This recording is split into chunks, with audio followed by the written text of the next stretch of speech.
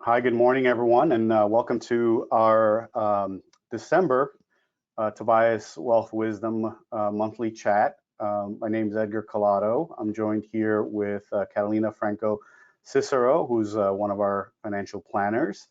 And we're here today to talk to you about exit planning for your business. And exit planning is one of those topics that I'm really passionate about. One of the things that we kind of added here on the cover page is it's not the same as succession planning. Sometimes the terms are used interchangeably. Succession planning is important, and it is important for when you're leaving a business. But it's more about handing over the business to that next leader, the next level of management. It's not exit planning. And exit planning, as you'll see and you'll learn here in a few minutes, is really about how you look at the personal, the financial, and the business aspects that need to be addressed before you exit the business. So unfortunately, we only have 30 minutes today, but our goal for this session today is to talk about why a lack of exit planning could be an issue for you. We'll talk about some of the challenges that we see business owners facing when they're thinking about exit planning. We'll look at some of the priorities and the key questions for you to consider in your exit plan. And finally, I'll review a very high-level process that you can follow as you kind of work through this. Whether you do this alone or you hire a professional. And Kat's here to help us out because one of the reasons we do this is we obviously work with a lot of business owners, and it's a discussion that comes up all the time. We see most of the times about 70% of someone's net worth is tied to their business, so it's really an important topic. So hopefully you'll get something valuable from this today. And there is a questions box with the chat program here that you can use if you have any questions.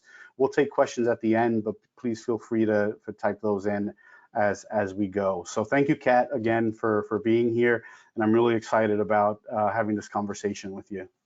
Well, it's my pleasure, and I love that we're bringing this topic up because in light of everything that has happened in the last year, certainly we have some business owners that have come to us and said, hey, I'm really thinking about making this transition. And so those are really, really important conversations that we're having with our clients on an ongoing basis. Great, thank you.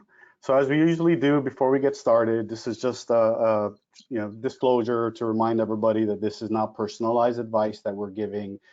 This is general and for informational purposes only.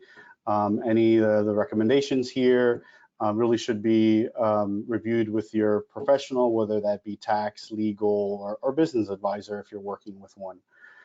So let's go right into it, Kat. What's some of the things that the clients ask, or conversations that you're having with clients in terms of exit planning? Well, some of them say, well, I'm the only person in the business. How do I manage that? Others say they have employees. Others have land that is part of the business. So they're trying to juggle a couple of big pieces as they make those transitions. Some want to sell the business next year. Some of them want to wait a couple of years out and are planning ahead.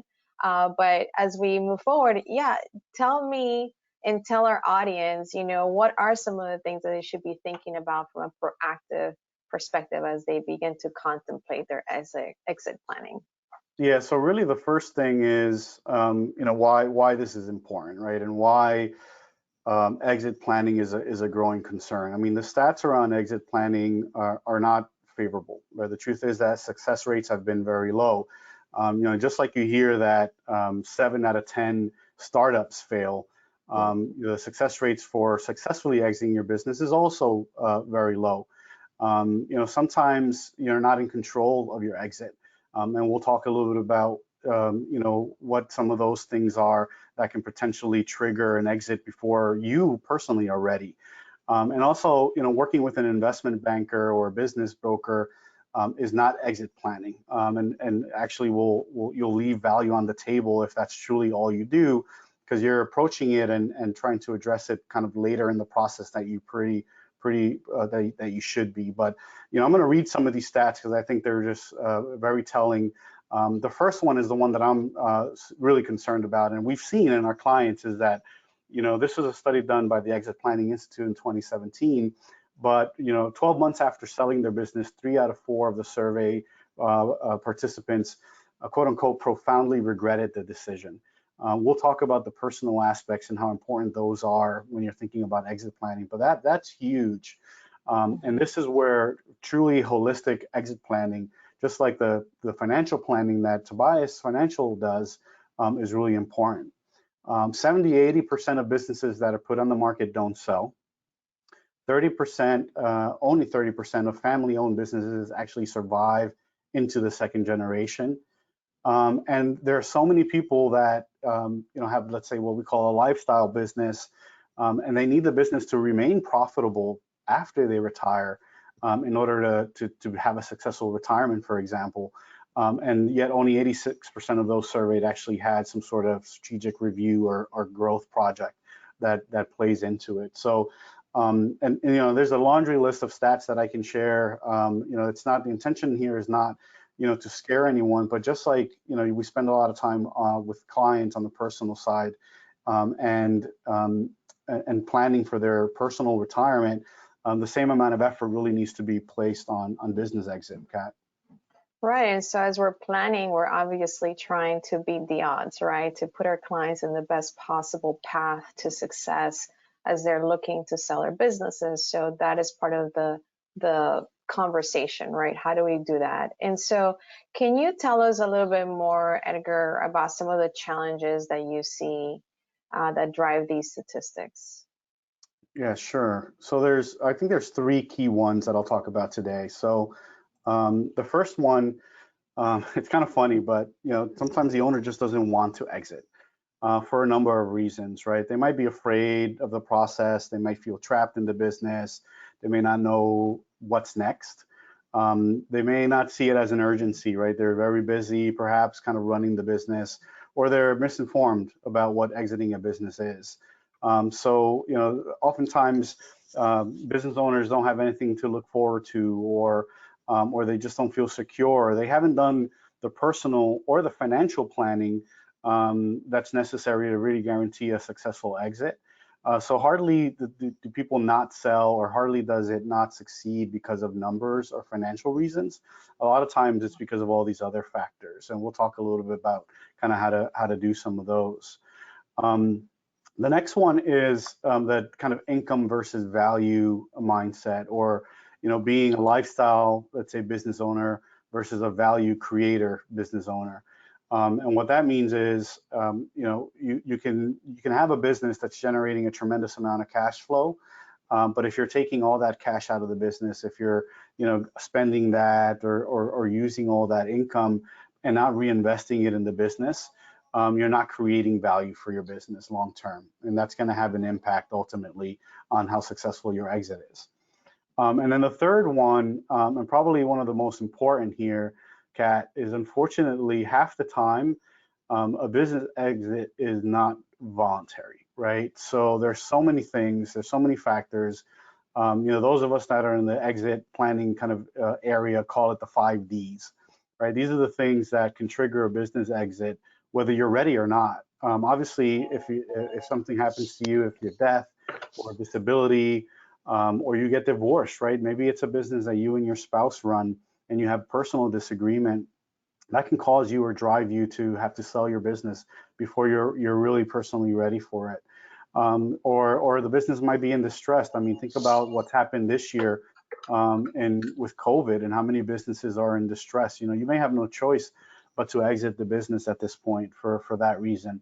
Or perhaps you have partners that just can't agree on what the future of the business is, or what the growth initiatives need to be. So, having an exit plan is just as important. And I know you guys on the planning side tell your clients to have a financial plan, but having an exit plan in your business is just as important as having a personal financial plan, because you just don't know when you're really going to have to exit the business. I mean, the goal of this is to exit on your own terms, but sometimes that doesn't happen.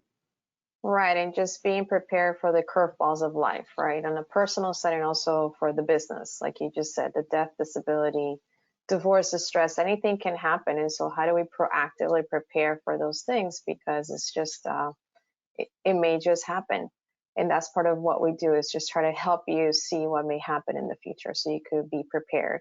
And so let's transition. Now we have identified the challenges, right? So how do we begin to identify and overcome some solutions, or come up Sure. with a solution? Yeah. So, I would say that if people don't leave with anything else from this session, there's two things that need to be ingrained, I think, from a mindset perspective, from those that are trying to exit a business, and that's what I call kind of like the first step. It's a paradigm shift. It's a mindset shift, and this is really hard to do. I tell a lot of the business owners that I interact with, as you know, I'm a SCORE mentor, so I talk to a lot of small business owners as they're starting to build their business. But exit planning truly is business strategy. It's not something that you think about the year before you're trying to leave your business. It's something that you need to, hopefully, at least 3 to 5 years before exiting the business, you're thinking about it. But really should just be ingrained in the culture of the business and be part of what you do every day. Especially as you look at, you'll see it in the next slide. There's a lot of factors involved. You need time to really kind of work on these things one at a time to be able to maximize the value of it. And then the second thing is that value is all about transferability. So how easy is it for your business to transfer, whatever the reason is, whether it's voluntary or involuntary, whether you choose to leave it with a family member or sell it to a third party. How easy is it for you to transfer? So exit planning is about building, harvesting, preserving your wealth. It's focusing on enterprise value. It's simplifying the process and clarifying the roadmap to success. And then it looks at what we call the 3 legs of the stool, which I'll talk about on the next slide. But it's about being able to really transfer your business effectively. Yeah, and I love that. I think just having the business owners on the line just kind of pause and say, yeah, if something happened to me that I had a disability for whatever reason, I had to step away, can the business run without me, right? That's a good mental exercise to walk through before something even happens. So the transferability is extremely important. Yeah, so to dig a little deeper, as financial planners, we like details, and we know our clients like them too. So can we just go into more specifics of that 3-legged stool? Yeah, sure. So it's a 3-legged stool, or call it 3 points of a triangle, whatever you want to call it. But ultimately, the key point here is that there's 3 key factors when you're thinking about exit planning. I talked a little bit about all of these, and we'll spend a little bit of time with them here. But the first is the personal side. So, there's some considerations that you need to think about from an exit perspective. And as a business owner who's really busy, really involved in the business on a day-to-day basis, sometimes you don't take the time to think about these things. But family and friends, like, what's the impact of your business? What's the impact of you retiring on family and friends? And what does, especially if you have family working in the business, you may kind of have a completely different vision of the business than your son or daughter who's working in the business does. What's your self-worth, right? So, the business itself doesn't define you, right? You might have spent the last 30 or 40 years building that business, spending probably 80 hours a week in the business, but ultimately it doesn't define you. So what does define you, right? Do you have any charitable or community tendencies that you want to take into consideration from a personal side? Ultimately, what is that goal? What's next? I mean, it's kind of sad, right? But we've seen it, as you know, Kat, many times, even with current clients, where they've run a business for so many years and then they retire and they just don't know what to do with themselves after. We have, you see people who, they get the money from the sale of the business. They're obviously investing it, let's say, in the stock market, and they become obsessed with that. Or you have people who just, kind of have nothing to do, and it's really disheartening, right? It's not what it's supposed to be about. The reason you work so hard is so that you can enjoy yourself beyond the business as well. The second piece is the financial side, right on the bottom left here. And this is really where, like, a financial planner or financial advisor comes into play. is, what are your personal objectives, right? What are your needs? What are your wants? When you guys do financial plans for clients, it's a big part of that financial plan. Okay, what are the things that you absolutely need when you retire? And then what are those things that you want or throughout your life? And that has to be really well defined. And it's ultimately going to drive how much do you need for your business. And it's also going to drive what you do in the next pillar. And the reason I say that is because if you think about valuation of a company, usually it's based on some sort of a multiple CAT. So you might have like EBITDA, earnings before interest, tax, and depreciation is a very popular one, kind of cash flow, right? To use another term. And it's, your business might be worth 4 or 5 times your cash flow. And this varies by industry. Some industries have higher multiples than others for different, for various reasons. But that's what drives the value of your business, right? So if your financial planner tells you you need $5 million to retire, and looking at the current valuation of your business, and remember I said before that 70% of someone's net worth is typically tied to their business. Right. If that's not enough for you to retire, then your priority needs to be to work on the business to be able to increase that multiple.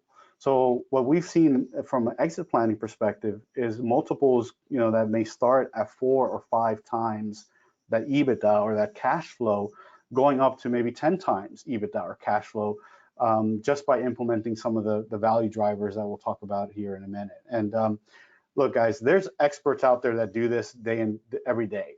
This is something that I'm really passionate about. I am a certified exit planner. I don't do this every day. My background is in corporate and strategy, so I'm very familiar with this. But I tell a lot of the business owners to build to sell. You're building your business to sell it. Whether you decide to sell it or not is a different question, but that's what you have to build it for. And if you need your business to be worth 10 million instead of 5 million, then you need to increase, double that multiple potentially. And the way you do that, after you've kind of talked and focused on your personal and your financial side, is to focus on some of the business aspects. And this is, we're not going to have time to go through these in detail, Kat. Wish we could. And obviously, if there's anyone on the line that wants to talk about this a little further, I'm happy to have the conversation one-on-one.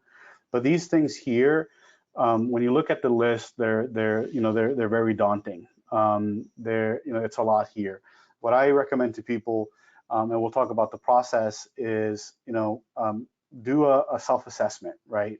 Go through a discovery phase first to find out what you have, not only on the business side, but also on the personal and the financial side.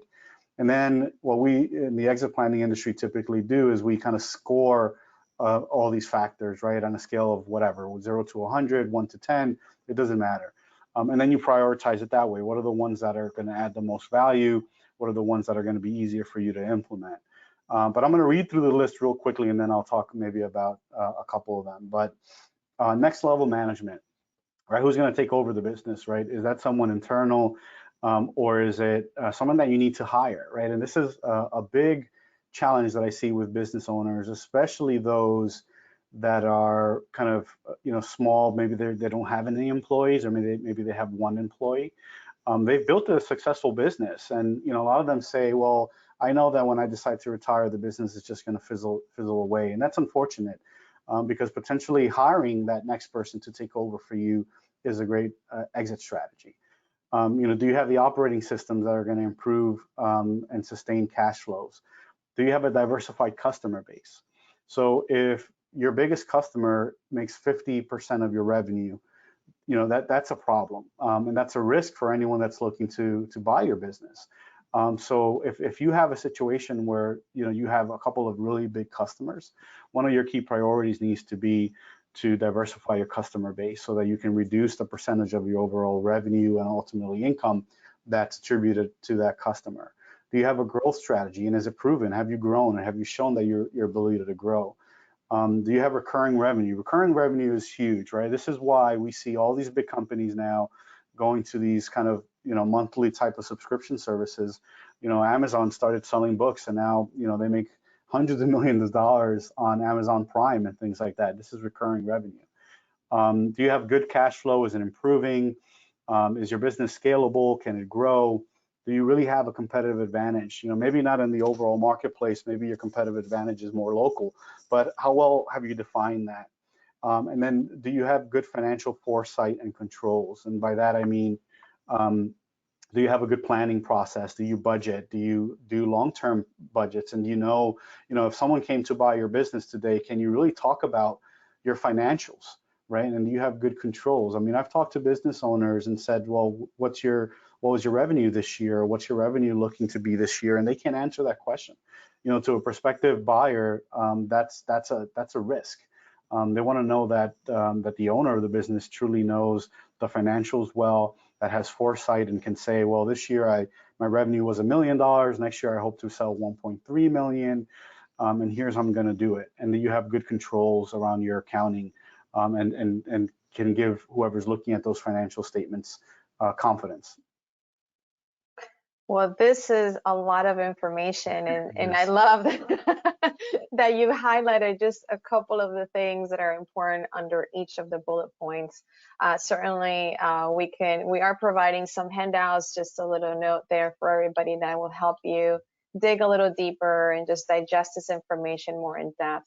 I like one of the ones that you mentioned, Edgar, the one about the next level management, especially as you're thinking about that transition, to give you kind of like a sense of comfort, right? If you want the business to continue, then who are you training to take your spot, essentially, right? So as financial planners, of course, I'm asking from that perspective. And if I was to begin this process as a business owner, I would like some steps. Step 1, 2, 3, 4. And we joke about that here, that I love steps for everything. So can you just walk through what the process would be like if somebody's already starting to think about this? Yeah, so I mean, realistically, you can almost answer this question, right? Because it's very similar to the process that you follow in a financial plan, right? And there's methodologies all over the place that can be used for this. But I'm going to talk about the one that's put out by the Exit Planning Institute, which, again, like I said before, is the name of the organization that I'm a member of. And they put out what's called this value acceleration process. And like I mentioned early on in the presentation, the idea here is that you're doing this, 3, 5, or more years before you actually need to exit. And I'm kind of going to start at the end, because one of my preferred phases here is this decide section or part. Because what happens ultimately when you really go through this process and you tackle your personal, you tackle your financial, you tackle your business plan in a really effective way, you might get to a point where you decide not to exit the business. So even though, sometimes I hate the name exit planning, but you may choose not to exit the business because you've developed such a strong leadership team that can grow the business independent of you, that you may choose to just walk away from the business and live off of distributions or income from the business. So, but anyway, just to kind of take a step back, we normally start on the discover phase, and this is really where this is the hardest part to start, right? Because this is where you really ask yourself and about your personal situation, your financial situation, and your business situation, some of those really hard questions. This is where we tell people, if you don't have a hobby, go find a hobby. Go find something that's going to take your time after you retire. I tell people personally, like I want to get my PhD someday, right? I'd love to be a professor, maybe teach, a course or two at a university. Like for me, that's like my life after, right? And obviously I have some other hobbies, and I have 3 kids, so that I know that's going to consume me when I'm older as well. But Grandkids in the future. but I'm already thinking about this, right? And Right. it's important to think about what you're going to do from a personal standpoint when when you leave the business. The other thing too that's really one that we see being really valuable at the discover phase, especially if you have a family-run business, is have you talked about your family members in the business, right? And are you guys on the same page, right? So you Right. might think my son or daughter is going to take over this business. I don't have anything to worry about, but they may not want to, right? So this is, there's experts out there, and I actually know one that does and works on family business, but that focus on family businesses only. and on this dynamic of a family business.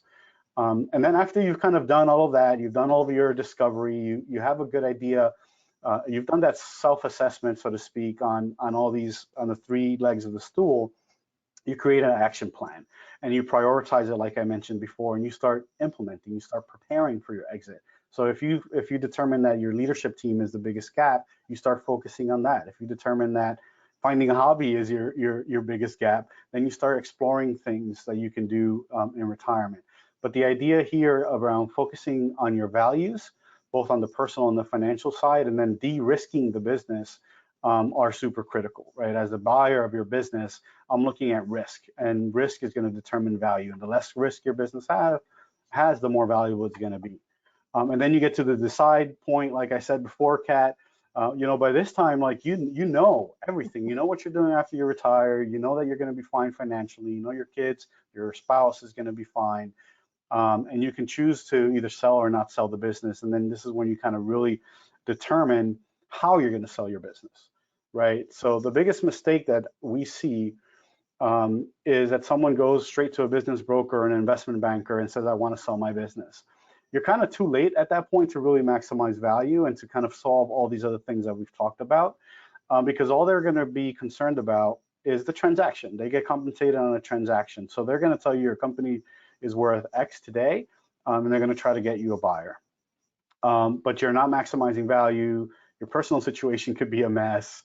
And hopefully your financial, hopefully you've done your financial planning, but that is also an area that's really important. So I know we have a couple of minutes left, so I'm going to go ahead and pause there. And like you said before, Kat, there's a couple of handouts that they can access, right through the chat program that'll go through. There's two. One is a kind of like a 2-page article that says, are you ready? And ask some of these questions that you want to ask yourself. And the other one is a lot more detailed. It's like a 20-page white paper put out by an investment bank that talks about how to maximize how much profit you get out of your business. So I guess we can pause now and and take some questions. Yeah, thank you, Edgar, so much. There's so much to unpack when it comes to this business exit planning, and so we're just whetting your appetite here. And certainly if there was something here that you want to hear more about, we encourage you to reach out to us. But let's tackle a question or two. All right, so you were talking about the three-legged stool, and I'm sure since there's so much to consider, what do you think is the most important one to think about first? Honestly, I think it's the personal, right? It's the one that people think about last. The last thing you want after 30 or 40 years of building a business is to be miserable after you sell or leave the business. So unfortunately, it's not something that, let's say, we can help with, right? Financial planners can help with the personal side, but I've heard stories of, I mentioned the family business. The people that work on family business, they focus very much on the personal side, right? To make sure that there's no tension in the business, in the family, and that whatever that exit plan is really meeting the needs of the entire family. So I would say the personal is probably the place that people really should start. Yeah, and of course, like you said, having a professional that could walk the family through this, right? I mean, we in other conversations we talked about even bringing a psychologist perhaps to help facilitate some of these conversations as well. Okay, we are almost at the 30-minute mark here. Edgar, could we take one more question? Yeah, one more. Okay. So how do you change an owner's mindset? If they think only they're the ones that could run the business. They've been doing it all their life, and it's really tough to hand over the business to someone else. Yeah, so this is one of the biggest challenges, right? This is one of the reasons why when we talked about the challenges, people don't exit, why some people don't want to exit, is because they don't think anyone else can run the business. So one of my mentors once told me, so my career is in corporate America, where your goal is to kind of, rise up the corporate ladder, right? One of my mentors once told me, Edgar, if you want your career to expand and to grow, you need to make sure that you have someone that can do your job. Because if there's not someone else that can do your job, then I'm not going to promote you, right? I'm not going to put you in that other role, because then there's risk to me as a manager that the job that you're doing, especially if you're good at what you're doing, is not going to be done. So my, Right. my focus throughout my career in corporate America was to train whoever was my replacement. And it's the same idea, around exit planning in a business.